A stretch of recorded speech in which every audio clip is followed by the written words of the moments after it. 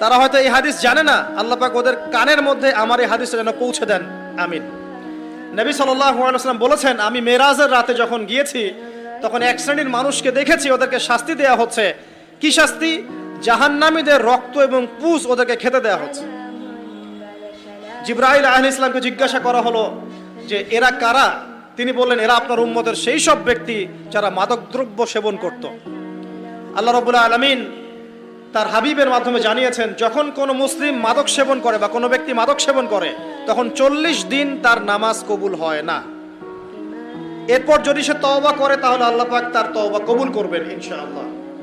যদি সে আবারও মাদক খায় তওবা করার পর, আবার 40 দিন তার নামাজ কবুল হবে না।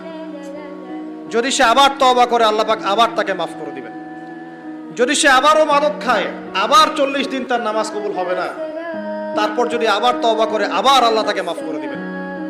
এরপরেও যদি সে আবার মাদক দ্রব্য সেবন করে, নবী সাল্লাল্লাহু আলাইহি ওয়াসাল্লাম বলছেন তাকে আল্লাহ রাব্বুল আলামিন পরকালে মৃত্যুর পরে তিনাতুল খাবাল পান করাবেন। তিনাতুল খাবাল। জিজ্ঞাসা করা হলো, ইয়া রাসূলুল্লাহ, তিনাতুল খাবাল কি জিনিস?